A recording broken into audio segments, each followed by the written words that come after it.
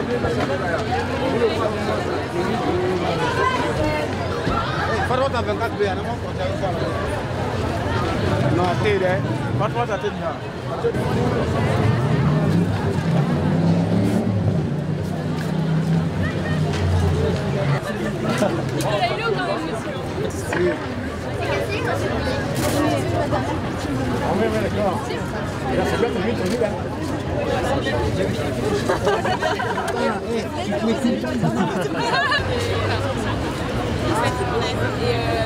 de ce que dit Théo, c'est un truc qui est très très bien.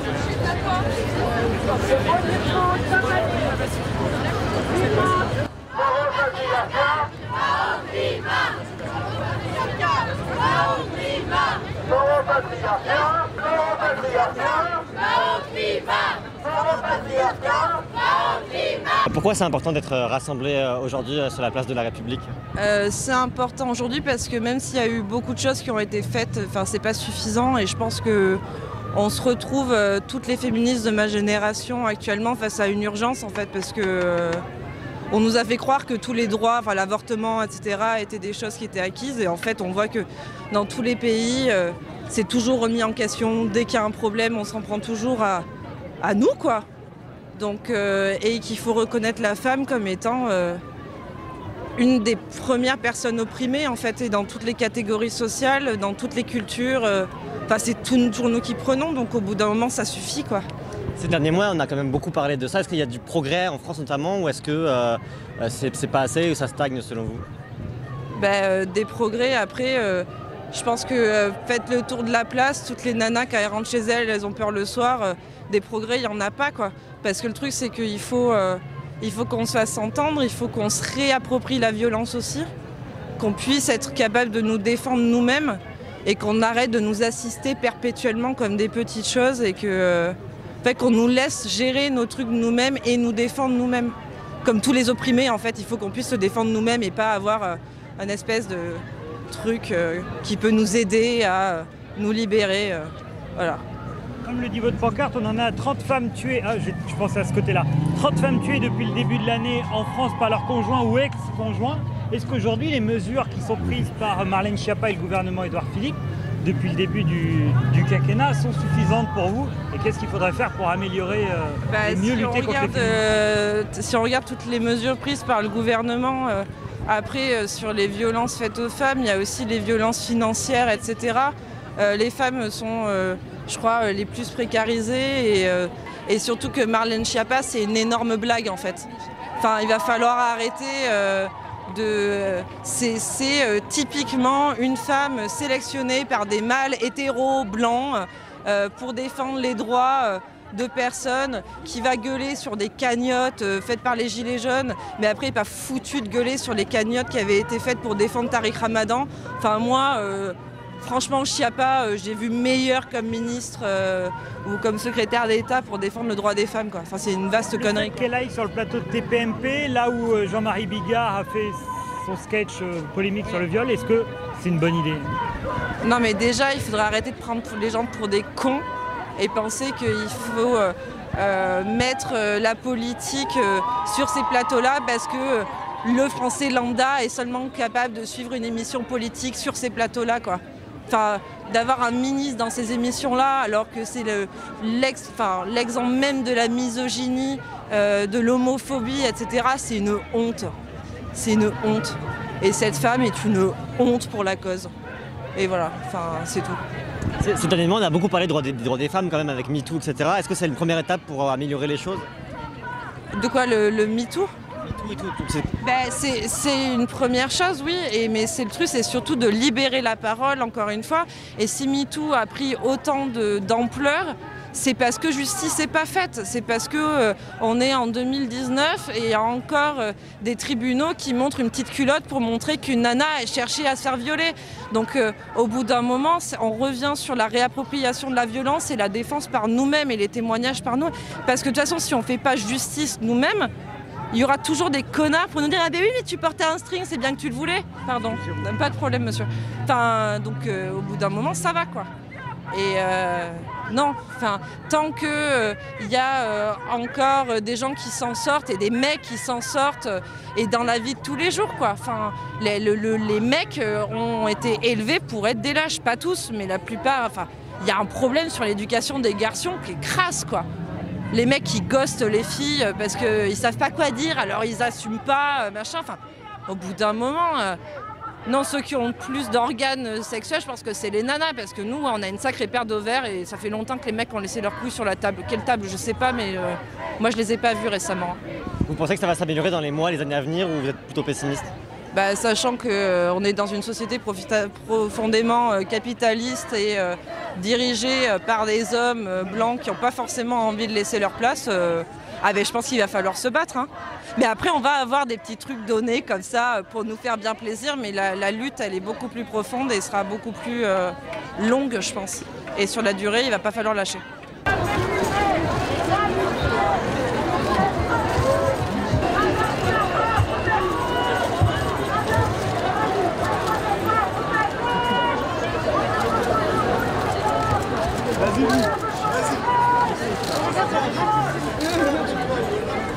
Front.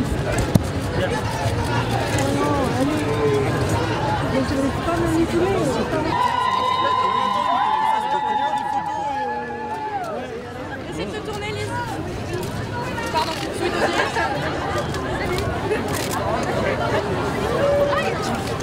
C'est quoi l'idée de cette performance? Alors l'idée de la performance, c'est de dénoncer une société genrée oppressante à travers certaines marques qui mènent qui ont des pratiques publicitaires, excusez-moi, qui utilisent la femme comme objet marketing ou le corps de la femme comme objet marketing en l'hypersexualisant. Qu'est-ce qu'on peut faire contre ça? Qu'est-ce qu'on peut faire contre ça? Pas grand-chose, du moins en être conscient en fait, pour pas être victime de ça, pour pas être prisonnier de cette société de consommation. Donc oui, on va pas arrêter d'acheter chez Guerlain ou que sais-je, hein, mais du moment qu'on est conscient que là on est en train par exemple dans les pubs de parfum, qu'on véhicule l'image d'une femme fatale et on est conscient que c'est pas la réalité, c'est ok. En fait, on cherche pas à dénoncer les pratiques publicitaires en elles-mêmes, mais plus la société genrée. Donc en fait, on n'est pas en train de dire qu'il faut arrêter de mettre des meufs à poil dans les médias. C'est pas du tout ça le propos. Est-ce qu'il y a on voit beaucoup de marques sur le col, est-ce qu'il y a des marques qui sont bonnes élèves? Il y a des marques il y a certaines marques qui sont bonnes élèves. Est-ce que je cite des exemples? Je sais pas, je trouve que par exemple la marque The Body Shop, ils sont assez bien là-dessus. Il y en a plein, hein, mais en fait toutes les marques qui sont pas citées, basiquement la plupart des marques sont bonnes élèves. Hein, mais en fait c'est les grosses firmes qui utilisent ça surtout, genre Coca. Toutes les filiales de Coca, d'ailleurs Volvic, c'est une filiale de Coca aussi, et les grosses marques de luxe aussi. Voilà, c'est surtout dans les cosmétiques et des fois dans des produits. Et oui, et les marques d'automobile, j'allais l'oublier, surtout l'automobile de luxe. Solidarité avec les surtout l'automobile de luxe, genre Audi, genre Ferrari. Solidarité avec les femmes. En fait, le problème, c'est que s'il n'y a pas de lien entre le produit qui est vendu et une... Enfin, en fait, pourquoi on est en train de vendre une voiture avec une femme à poil à côté? Ça n'a aucun sens.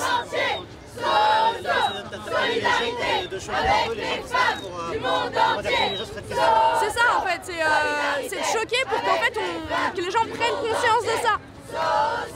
C'est l'idée en fait, c'est que c'est encore une manière de réduire la femme au rang d'objet, mais cette fois-ci objet marketing, c'est ça le problème en fait.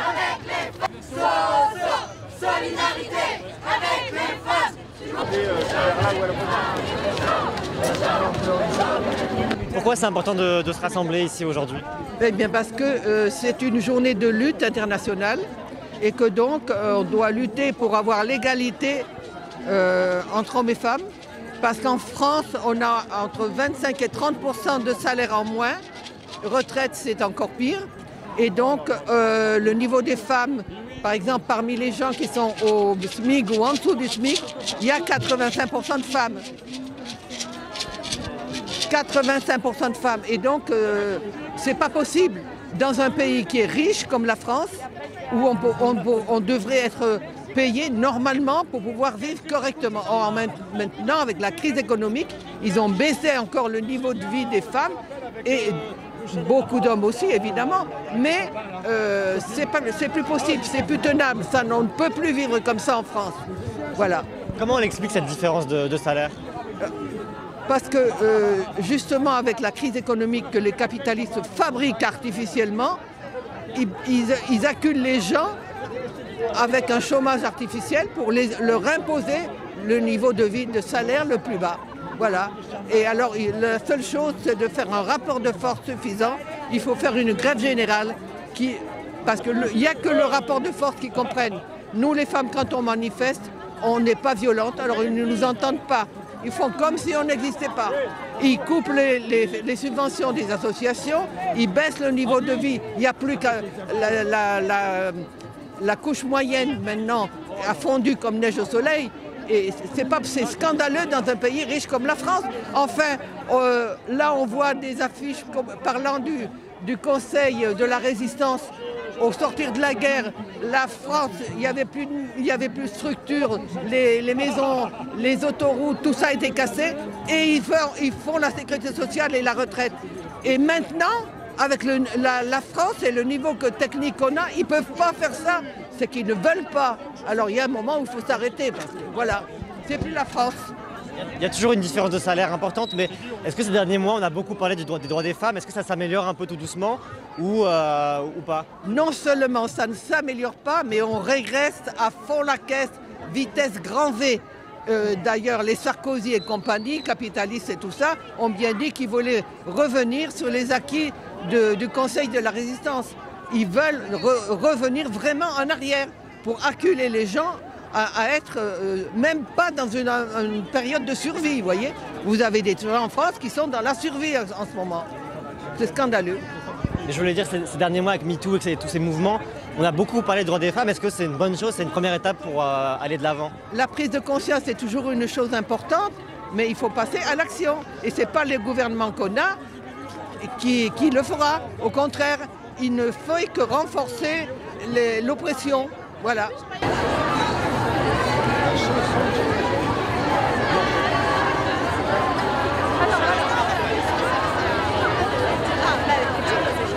Pourquoi c'est important d'être réunis ici cet après-midi? C'est très important parce que les femmes constituent la moitié de l'humanité et qu'elles sont victimes depuis l'aube de l'humanité de plein de choses qu'on peut résumer sous le mot de misogynie, des agressions, de l'infériorisation des salaires moins importants, etc. etc. Voilà. Donc, l'association à laquelle j'appartiens, l'Alliance des femmes pour la démocratie, qui est la suite du MLF, Mouvement de libération des femmes, a, au début des années 80, relancé l'idée d'une journée, le 8 mars, qui est une journée qui avait été lancée par des femmes révolutionnaires bien avant nous. Et cette journée est une journée symbolique qui permet de soulever toutes les questions qui concernent les femmes, de faire apparaître la présence des femmes, leur force, leur détermination à lutter, et puis toutes les avancées aussi depuis 50 ans, depuis mai 68, il y a eu beaucoup d'avancées. Et donc voilà, on est toujours là. Tous les 8 mars, on est là. C'est quoi le message? C'est à bas la misogynie, vive les femmes, et qu'un jour on accède à une réelle égalité, une société où les hommes et les femmes puissent vivre en paix sans qu'un sexe soit opprimé au détriment. Comment on fait ça? Ça passe par l'éducation, par des lois? Comment on fait ça? Ça passe par plein de choses. Ça passe par la parole, ça passe par la levée des tabous, ça passe par l'éducation, ça passe par des lois, ça passe par des revendications, par des grèves, par des tracts, par des émissions, ça passe partout. Tout ce qui est possible comme outil d'expression des humains. Un exemple de différence entre les femmes et les hommes, c'est ce qui est marqué sur votre pancarte, la différence de salaire. Pourquoi on en est arrivé là? Comment ça se fait? La misogynie existe depuis l'aube de l'humanité. Donc il n'y a pas un moment où c'est arrivé, ça a toujours été comme ça. Comment on fait justement pour changer ça? Est-ce que vraiment c'est possible ou Je pense que dans quelques siècles, oui, ça sera possible, oui. Oui, quelques siècles de lutte, oui. Il y a déjà des avancées, je le dis en plaisantant, il y a déjà des avancées. Dans notre association, en 1982, nous avons fait signer 50 000, nous avons obtenu 50 000 signatures. À l'époque, il n'y avait pas Internet, hein, ça se faisait à la main, pour que le 8 mars soit une journée fériée, chômée et payée pour les femmes. Bon. C'était en 1982. Aujourd'hui, nous sommes en 2019 et la ville de Berlin vient de rendre cette journée fériée, chômée, payée. Voilà, pour tout le monde. Donc, en luttant, ça finit par arriver. Voilà. Ces derniers mois, on a beaucoup entendu parler des droits des femmes avec les mouvements MeToo. Oui. Est-ce que c'est une première étape pour faire changer les choses, de libérer cette parole? C'est pas une première étape, ça fait 50 ans. Mais c'est effectivement un moment très très très important. Ça veut dire que ce travail qui était moins perçu est arrivé à exploser. Et le mouvement MeToo, c'est très très très très important. Depuis, tout le monde est obligé de prendre au sérieux la journée du 8 mars, les revendications des femmes. Après, je vous montre l'autre côté. Et l'autre côté.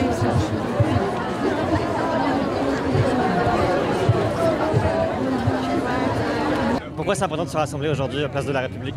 Parce qu'on est tous concernés, on a tous une mère, on a tous des sœurs, on a tous des cousines. Je ne veux pas grandir dans un monde où je ne vaudrais pas plus qu'un homme. Je veux être payée comme un homme, je veux avoir la même retraite qu'un homme. Je veux pas qu'il y ait d'inégalité, je vois pas pourquoi il y aurait d'inégalité. Donc même si je n'ai 15 ans, pour moi ça me paraît logique de venir. Tout le monde devrait venir, même les hommes, même les enfants, même toute personne reliée à la cause des femmes devrait venir. Il n'y a pas d'excuse de je suis trop jeune, je suis trop vieille ou quoi que ce soit. Donc j'ai vraiment tenu à venir pour... tout simplement pour dire que moi aussi je me bats et que c'est pas parce qu'on n'a que 15 ans qu'on est bête ou qu'on est qu'un ado révolté. Voilà, je tenais à me faire entendre. C'est important, est-ce que les gens ne sont pas assez sensibilisés à cette cause en 2019 en France? Je pense qu'en 2019 ça a été assez banalisé. Je pense que les chiffres ont été banalisés, 25% de moins, 45% de moins à la retraite. Je pense que ça a été beaucoup trop banalisé, les gens se sont insensibilisés pour moi. Et je viens ici pour crier ma colère et pour faire comprendre l'incompréhension que j'ai envers ça. Vous dites vous dites les chiffres ont été banalisés, mais pourtant on n'a jamais autant parlé des droits des femmes avec les mouvements MeToo, etc. C'est pas une première étape pour faire avancer les choses? Si, heureusement qu'on en parle, parce que si on n'en parlait pas, ça en serait encore pire. On en parle, mais pas assez à mon goût, ou alors on en parle, mais on fait rien pour les contredire, pour faire en sorte que ça arrive plus. Donc on dit c'est beau, mais à un moment il faut agir aussi. Donc moi je peux pas, parce que je suis pas politicienne, mais je peux au moins manifester. Agir justement, ça passe comment? Par des lois, par l'éducation? Comment on peut faire pour changer la situation? Premièrement par des lois, parce que c'est la seule chose que certains vont écouter, par l'éducation, et expliquer à son fils que oui, c'est pas parce que cette dame a une jupe trop courte qu'elle mérite de se faire violer ou des choses comme ça. Ça passe dans l'éducation, dans les lois, ça passe partout. Est-ce que vous êtes optimiste pour les années, les mois à venir? Est-ce que ça va s'améliorer ou au contraire Pour moi, si on continue à se battre, ça peut que s'améliorer. Si on est vraiment, pour moi, à partir du moment où on a de la détermination, ça peut que s'améliorer à son rythme, mais ça s'améliorera.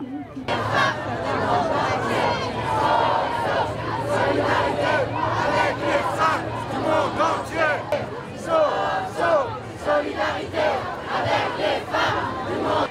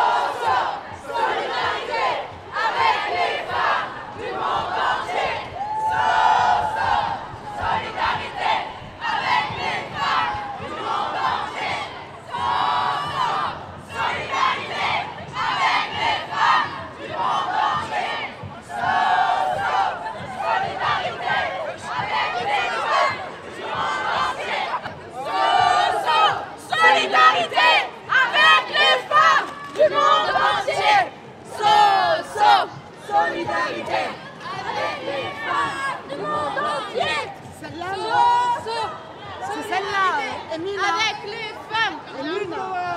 Bonjour, nous sommes le 8 mars, la journée internationale du droit des femmes.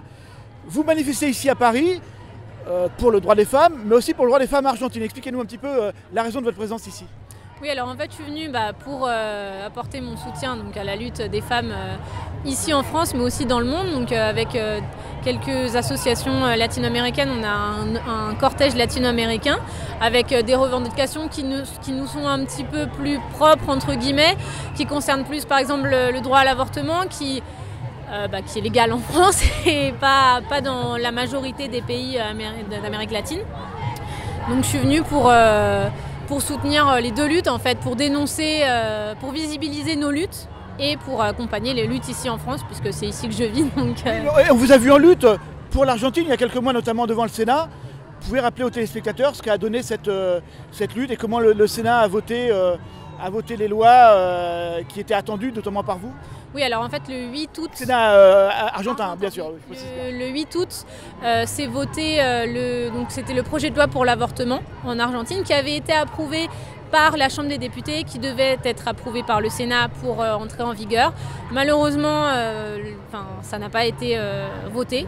Donc on est encore en train de lutter pour avoir accès à ce droit qui est vraiment indispensable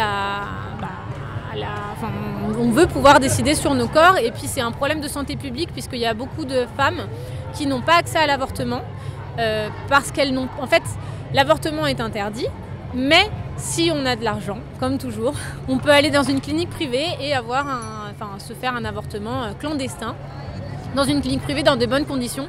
Et le problème, c'est que les femmes qui n'en ont pas les moyens se retrouvent dans des endroits insalubres et il y a pas mal de femmes qui meurent suite à ces avortements. Donc c'est vraiment un problème de santé publique qui doit être résolu au plus vite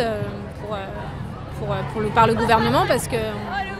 Alors, problème de santé publique en Argentine, mais également en France, où l'avortement est légal, mais de plus en plus difficile à réaliser. Pourquoi ? Oui, alors en fait on observe depuis quelques années et pas que l'avortement, en fait, l'accès aux maternités est de plus en plus difficile et également l'accès à l'avortement car il y a de plus en plus de médecins qui se déclarent objecteurs de conscience, c'est bien comme ça qu'on dit, voilà. Donc ils refusent de pratiquer les avortements et donc dans certains hôpitaux, peut-être d'endroits plus reculés où il n'y a pas énormément de médecins, les femmes se retrouvent dans l'impossibilité d'avorter près de chez elles finalement et se retrouvent à faire peut-être des centaines de kilomètres pour pouvoir accéder à ce droit finalement. Pour vous, en France, les droits des femmes progressent-ils ou régressent-ils ? Clairement, on voit une nette régression, je pense, qui est due à la crise déjà, parce que c'est les premières touchées par les augmentations des prix, des loyers, la baisse des salaires, la précarisation du travail. Déjà on gagne moins en général que les hommes et puis pour les femmes célibataires qui élèvent leurs enfants toutes seules ça devient très très difficile. Déjà qu'en couple c'est compliqué mais alors les femmes célibataires avec des enfants malgré les aides de l'État ça suffit pas. Et puis par rapport à ce que je disais donc à l'accès à la maternité c'est très difficile, l'accès à la contraception aussi parfois c'est compliqué. Il y a énormément de choses qui sont en train... On est dans une ère un peu rétrograde en fait. C'est peut-être plus difficile pour les femmes en province qu'à Paris. On parle peu de la province, mais il y a un décalage qui est de plus en plus fort. Oui, on le voit même ici pour avoir, je sais pas moi, un rendez-vous chez la gynéco à Paris ou en banlieue proche. On doit attendre, et même avec n'importe quel spécialiste, je crois qu'il y a un gros problème de santé en général. Vraiment, dès qu'on consulte un spécialiste, mais c'est vrai que pour nous, on doit vraiment passer par... C'est essentiel d'avoir un gynéco qui soit proche pour le dépistage des maladies. Il y a énormément de choses qui sont importantes. Et c'est vrai qu'on doit attendre parfois plus d'un mois pour avoir une consultation sur quelque chose qui est un droit, parce que la santé, c'est un droit. Donc ça devient assez inquiétant. Pour égaliser le droit des femmes sur le droit des hommes, que doit faire nos sociétés? Est-ce que ça doit passer par la loi, par une prise de conscience, par de la formation? Comment ça doit se faire? Je pense que sans prise de conscience, c'est difficile que les gouvernements bougent. Je crois que dès que, en fait, un gouvernement qui a envie de changer les choses écoute ce qui se dit dans la rue. Je crois que c'est pas ce qui se passe ici en France en ce moment, parce que avec l'exemple des Gilets jaunes, on le voit. Voilà. On voit avec le mouvement des Gilets jaunes qui tous les samedis ont dit ça s'essouffle, quand en fait on est juste en train de demander de vivre, on veut vivre bien. Et je crois que il y a certaines choses qui passent par la prise de conscience, mais sans la politique en fait on n'arrive à rien finalement. Et pas seulement une fois par an, le 8 mars, il faut que cette mobilisation soit permanente. Elle l'est, on voit régulièrement tout au long de l'année quelques mobilisations, quelques manifestations, mais ça n'est pas suffisant, semble-t-il.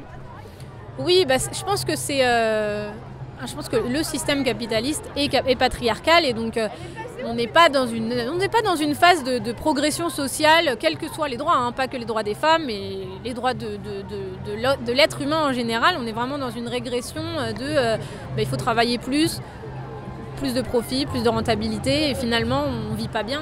Une société à remettre en cause finalement, un système à changer. Et ça c'est une autre aventure que l'on va peut-être vivre d'ailleurs dans les mois qui viennent. Juste un petit mot, parce que je sais Camille vous êtes très engagée, un petit mot sur cette mobilisation des Gilets jaunes. Vous en pensez quoi? Moi je pense que c'est extraordinaire, que c'est très enrichissant et que c'est dommage qu'on ait une presse qui soit... désolée. Toute la presse, Camille. Attention, j'ai coupé. Hein.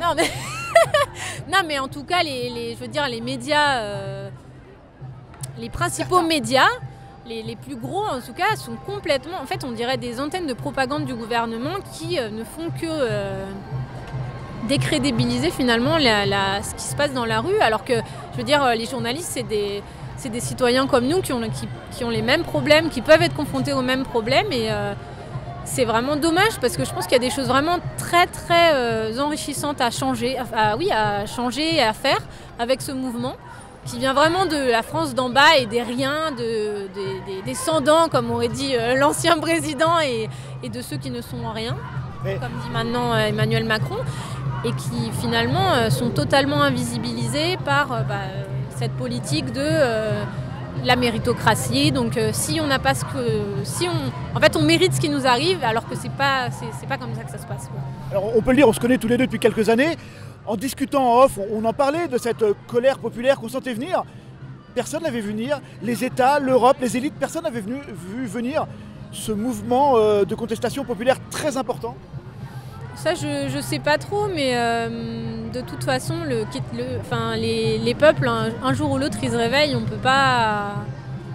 Alors le problème, je pense que c'est qu'on se réveille toujours un peu tard. Au lieu de prévenir, au lieu de guérir, on est toujours à la limite de l'explosion pour réagir. Mais je pense qu'ils pensaient qu'ils allaient avoir un petit peu plus de répit quand même. Mais non, et les gens, sur leur demande fondamentale qui est d'avoir plus de pouvoir d'achat, ça n'a pas avancé. Depuis 3 mois, 4 mois, la personne qui gagnait le SMIC n'a pas aujourd'hui plus de pouvoir d'achat qu'il y a 4 mois.